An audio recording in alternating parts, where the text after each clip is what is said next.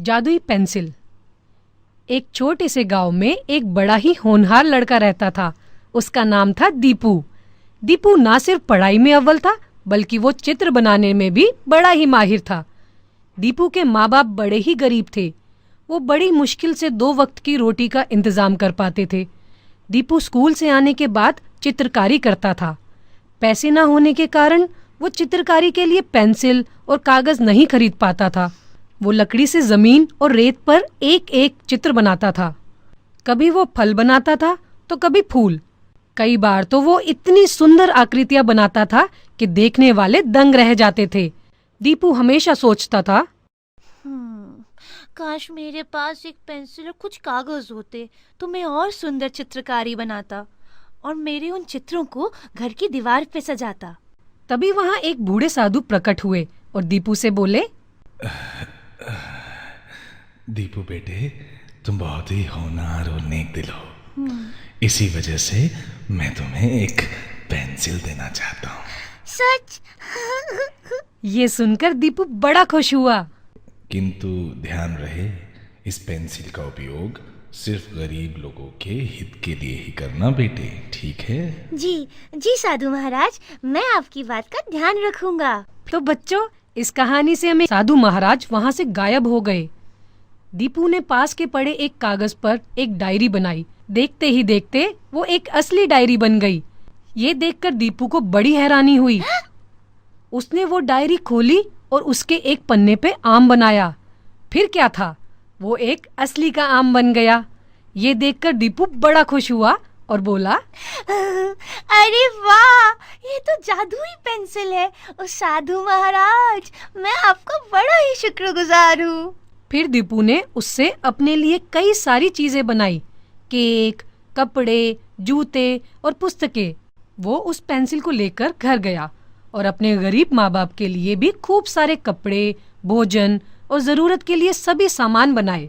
उसके बाद वो सकुशल अपने गांव में गया और गरीबों को उनकी जरूरत के सामान बनाकर देने लगा। किसी को लकड़ी की गाड़ी तो किसी को घर। दीपू की इस दरिया दिली की वजह से गांव वाले उसे बहुत पसंद करते थे। एक दिन राजा के सिपाहियों को दीपू की जादुई पेंसिल के बारे में पता चला और उन्होंने राजा को ये बात बता दी। राजा ने सिपाहियों को दीपू को राजमहल में लेके आने के लिए कहा। जब दीपू राजमहल पहुंचा तो राजा ने दीपू से कहा, सुनो लड़के, यहाँ आओ।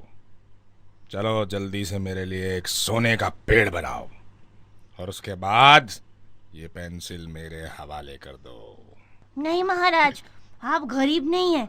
आपके पास खूब सारा धन, जवाहरात और सभी साधन है। मैं इस पेंसिल से सिर्फ गरीबों की सहायता करता हूँ, आपकी नहीं। ये सुनकर राजा को गुस्सा आ गया और वो बोला, मंत्री, इस लड़के से ये पेंसिल छीन लो नहीं। और मेरे लिए एक सोने का पेड़ बनाओ। मंत्री ने दीपू से पेंसिल ले ली और चित्र बनाया, किंतु सोने का कोई पेड़ नहीं आया। ये देखकर राजा बहुत क्रोधित हो गया और बोला, सुनो लड़के, अगर तुमने मेरे लिए सोने का पेड़ नहीं बनाया तो मैं तुम्हें और तुम्हारे माँ बाप को कारागार में डाल दूंगा। राजा की ये बात से दीपू डर गया और उसे एक उपाय सूझा। उसने एक कागज पे जल्दी से साधु महाराज का चित्र बना दिया। अचानक साधु महाराज प्रकट हो गए और बोले, हे राजन, सच कहूं तो आपके पास दुनिया का हर सुख है, किंतु आपका लालच फिर भी खत्म नहीं हुआ है।